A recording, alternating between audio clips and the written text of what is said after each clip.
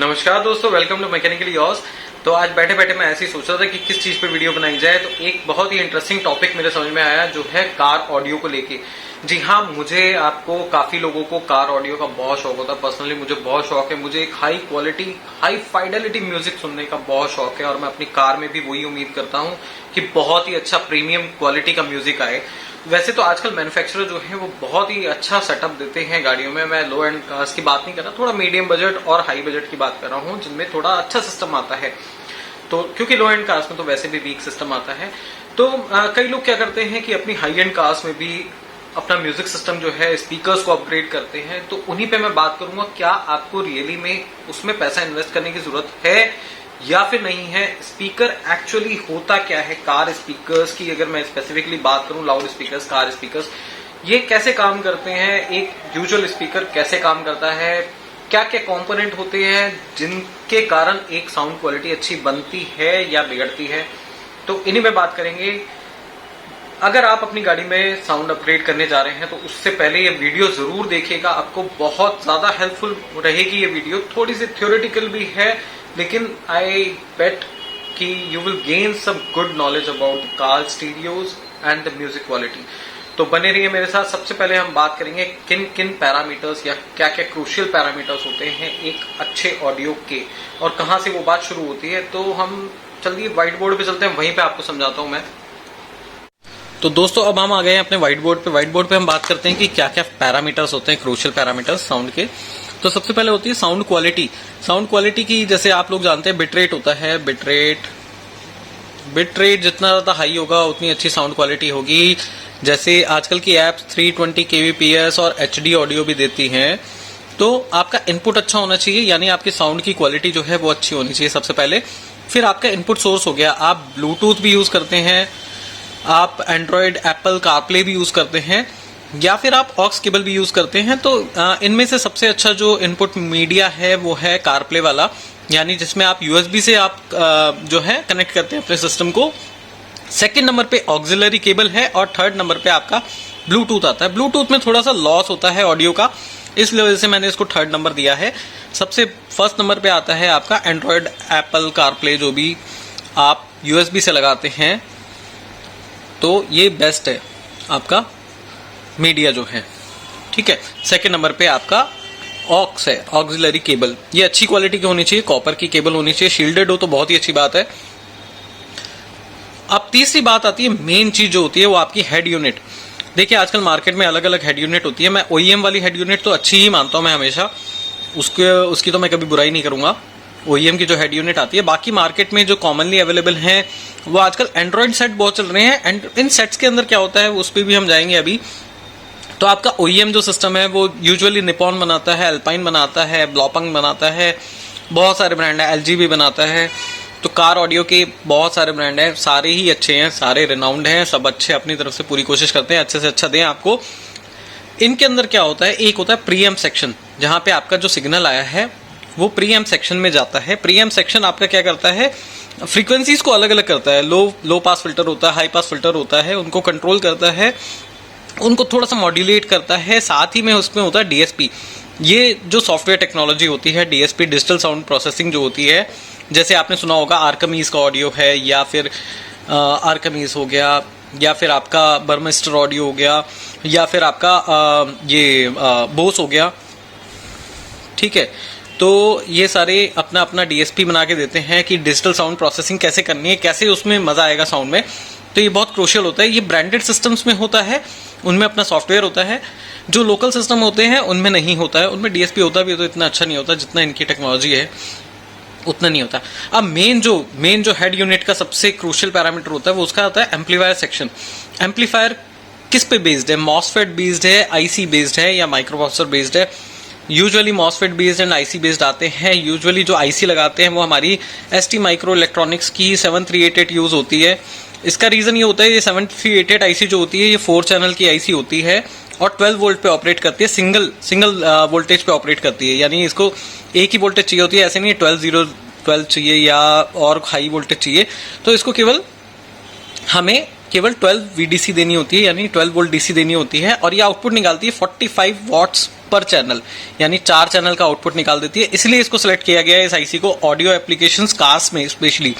बहुत अच्छी अच्छी आईसीज भी आती हैं और मार्केट में टेक्सास इंस्ट्रूमेंट्स की बहुत अच्छी आईसीज आती है, ऑडियो फाइल ग्रेड की आईसी जो होती है। बाकी अगर हाई फाइडेलिटी आईसी की बात करूं, हाई फाई जिसको बोलते हैं हम, हाई फाइडेलिटी आईसी में 7388 एक जो है बहुत अच्छी आईसी है, यूजुअली ये यूज होती है। अब अच्छा, ब्रांडेड प्लेयर और लोकल एंड्रॉइड सेट जो होते हैं उनमें क्या डिफरेंस होता है?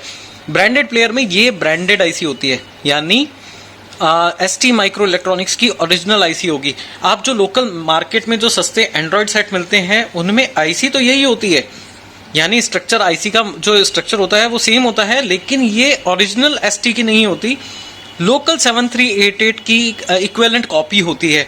तो इस वजह से उनकी जो साउंड क्वालिटी है वो थोड़ी सी डाउनग्रेड होती है।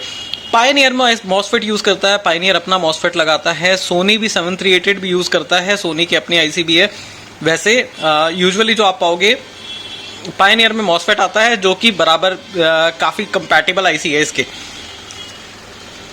तो आपका मेन जो है वो साउंड क्वालिटी डिपेंड करती है कि एम्पलीफिकेशन कैसा हो रहा है। अब इसमें बहुत चीजें डिपेंड करती हैं आईसी के ऊपर, जैसे उसकी स्विचिंग फ्रीक्वेंसी क्या है, उसकी फाइडेलिटी कैसी है, उसका टोटल हार्मोनिक डिस्टॉर्शन कितना है, टीएसडी जिसका पैरामीटर होता है कि कितने वोल्टेज पे कितना टीएसडी रहेगा, कितना आउटपुट पे कितना टीएसडी रहेगा। जितना ये मिनिमम होगा उतनी अच्छी साउंड क्वालिटी आपकी प्रोड्यूस होगी। ठीक है दोस्तों, आगे बढ़ते हैं। अब हम बात करते हैं स्पीकर्स की। जी हाँ, ये बहुत बड़ा इंपॉर्टेंट पैरामीटर है स्पीकर्स के ऊपर। लोग जो हैं वो कैसे जज करते हैं स्पीकर्स की क्वालिटी? ऐसे उठा के कि इसमें तो वजन ही नहीं है। ओईएम स्पीकर को देखते हैं, कई लोग अल्टी पल्टी मार के देखते हैं, कहते हैं इसमें वेट नहीं है, ये बेकार है, ये पेपर कोन है इसलिए बेकार है। तो स्पीकर क्या होता है? स्पीकर एक एसी ट्रांसड्यूसर है। जी हाँ, ये एक एसी मशीन है, ऑल्टरनेटिंग करंट पे काम करती है, इसीलिए इसका इम्पीडेंस होता है। इम्पीडेंस मतलब रेजिस्टेंस ही आप बोल दो सिंपल भाषा में। मैं आपको कभी और किसी दिन बात करेंगे डिटेल में।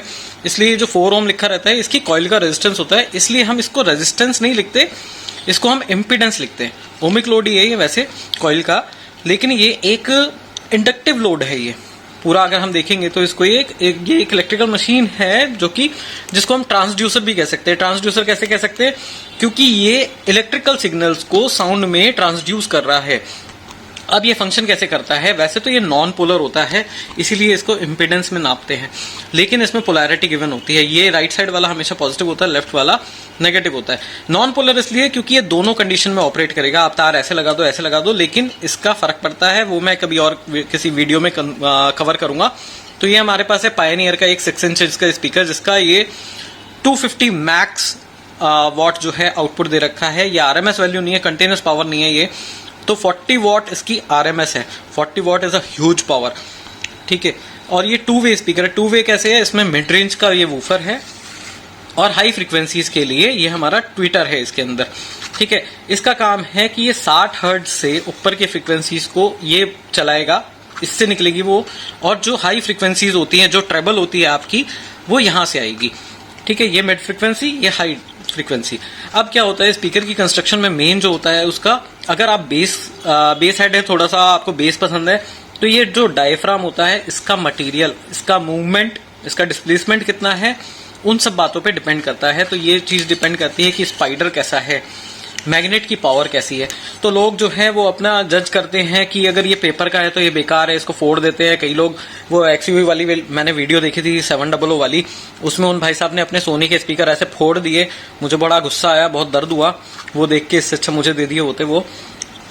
देखिए, ये जो पॉलीप्रोपिलीन कोन होती है, मेरी नजर में ये पेपर कोन से बेकार है। पेपर कोन स्पीकर हमेशा ही अच्छी साउंड प्रोड्यूस करते हैं। उसका रीजन भी मैं आपको बताऊंगा। उसका रीजन एक तो ये है कि डायफ्राम जितना लाइट होगा ना, उतना उसका फ्रीक्वेंसी रेस्पॉन्स अच्छा होगा, यानी वो उतना ज्यादा मूवमेंट देगा हर फ्रीक्वेंसी के अगेंस्ट और अच्छी साउंड प्रोड्यूस करेगा।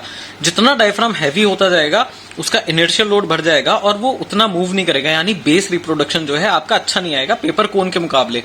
इसका केवल एक इकलौता एडवांटेज, अगर हम पॉलीप्रोपिलीन की बात करें या माइलार कोन की बात करें, तो इसका केवल एक एडवांटेज ये है कि वेदर प्रूफिंग अच्छी है इसकी। बाकी इसका कोई एडवांटेज नहीं होता। ये रिफ्लेक्टिव होता है।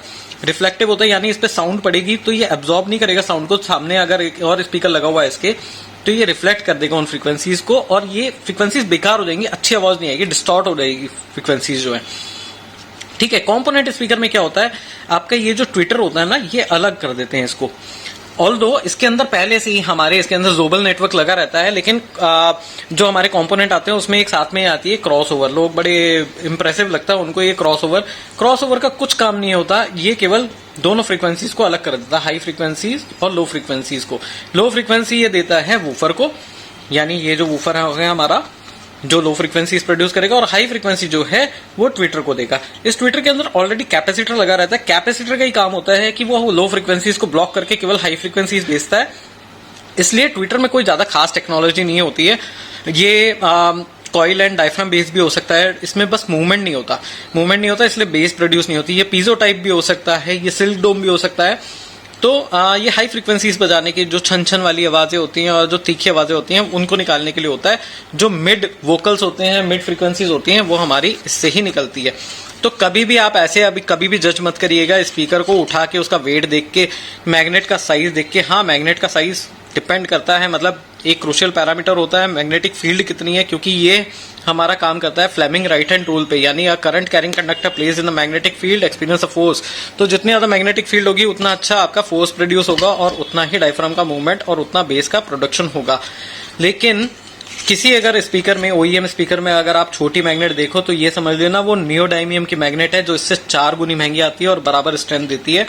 बस लाइट वेट होती है, इस वजह से उसको यूज किया जाता है, ऑल्दो वो इससे कॉस्ट में महंगी होती है वो। तो प्लास्टिक का केस देख के और जो ये केसिंग है इसकी, तो इन सब चीजों में मत जाइएगा कि ये लाइट वेट है, ये पेपर का है, बकवास है, फोड़ दो इसको। तो वो ज्यादा अच्छी क्वालिटी के स्पीकर होते हैं। जितने भी ऑडियो फाइल ग्रेड के स्पीकर आते हैं सब पेपर कोन में ही आते हैं। जो स्टूडियो स्पीकर्स होते हैं आपके बर्मेस्टर के भी, या आपके जितने हाई एंड ऑडियो होते हैं, ऑनकोयो के सिस्टम हो गए या बोस के हो गए, सब में आप देखोगे ये पेपर का ही मिलेगा। कभी भी आपको ये प्लास्टिक का या माइलार का या इन सब का नहीं मिलेगा। इनका केवल वेदर प्रूफिंग का एडवांटेज होता है, इस पे पानी मार दोगे आप कुछ नहीं बिगड़ेगा। पेपर कोन जो है आपकी डिफॉर्म हो जाती है। तो ये हो गया आपका स्पीकर का रोल। जो आपकी कंपनी ओईएम स्पीकर आते हैं वो हर तरीके से मैच्ड होते हैं, उनकी इंपिडेंस जो होती है वो मैच होती है आपके जो सर्किट होता है, प्रीएम्प होता है उसके हिसाब से, और जो आपकी आईसी होती है उसके हिसाब से। तो इसलिए वो मैचिंग का होता है। और देखिए जो ऑडियो इंजीनियर्स बैठते हैं गाड़ी में डिजाइन करने के लिए, तो वो एक एक एंगल का भी, स्टेजिंग का, जो साउंड स्टेजिंग बोलते हैं, उसका भी ध्यान रखते हैं कि इसको सीधे रखना है, इसको किधर रखना है, आपस में रेजोनेंस तो नहीं होगा, दो फ्रीक्वेंसीज आपस में कैंसल आउट तो नहीं हो जाएंगी। तो हर चीज का ध्यान रखना पड़ता है ताकि आपको एक बेहतरीन ऑडियो एक्सपीरियंस मिले। इसके बाद हम बात करते हैं एनक्लोजर की। देखिए एनक्लोजर बहुत ही क्रूशियल होता है। इस स्पीकर को मैं ऐसे लगा दूंगा, कुछ भी मेरे को कोई फ्रीक्वेंसी और कोई साउंड अच्छी नहीं सुनाई देगी जब तक ये अच्छे एक एनक्लोजर में ना लगे। तो एनक्लोजर इसको एक जो बेस के होता है वॉल्यूम, स्वेप्ट वॉल्यूम जितना होता है उतना इसका, इनके टीएस पैरामीटर होते हैं, उन पे कभी और जाएंगे कि एनक्लोजर कैसे डिजाइन होते हैं। लेकिन कार के अंदर डोर ही उसका एनक्लोजर होता है, तो उसका डिजाइन भी इसके हिसाब से होता है, इसके टीएस पैरामीटर्स के हिसाब से कि तो उसमें आप कोई और स्पीकर लगाएंगे, उसका अगर क्यूटीएस पैरामीटर मैच नहीं करेगा तो वो साउंड कभी भी प्रोड्यूस नहीं होगी। अब लास्ट पॉइंट जो होता है वो होता है एम्बियंस का। गाड़ी के अंदर क्योंकि एब्जॉर्बिंग एम्बियंस ही ज्यादा होता है, रिफ्लेक्टिव बहुत कम होता है, ग्लास एरिया जो होता है वो रिफ्लेक्टिव होता है, इसलिए कारपेट्स वगैरह का यूज करते हैं ताकि एक एम्बियंस जो है वो इधर उधर की फ्रीक्वेंसीज जो प्रोड्यूस होती है, गाड़ी के इंजन से भी कुछ नॉइज फ्रीक्वेंसीज आती हैं, उनको कैंसल आउट कर सके और आपको बेहतरीन ऑडियो एक्सपीरियंस मिल सके। तो दोस्तों ऑडियो अपग्रेड से पहले इन सब बातों का ध्यान रखना। आप लोकल यूनिट लगाओगे और उसमें आप अगर अच्छे से अच्छे ऑडिशन का लगा लो, डीडी का लगा लो, मोराल लगा लो, कुछ भी लगा लो, वो साउंड प्रोड्यूस नहीं होगी। और ओईएम स्पीकर जितना, जो ओईएम देता है आपको स्पीकर, ओरिजिनल इक्विपमेंट मैन्युफैक्चरर जो स्पीकर देता है, उसके बराबर कोई भी ना कंपोनेंट स्पीकर आपका बेस प्रोड्यूस कर पाएगा, ना कोई और स्पीकर प्रोड्यूस कर पाएगा। तो ओईएम स्पीकर और पेपर कोन स्पीकर जो होते हैं वो हमेशा अच्छी बेस प्रोड्यूस करते हैं। तो thank you friends, thank you for watching. कोई भी कंफ्यूजन हो प्लीज बताइएगा। Thank you for watching.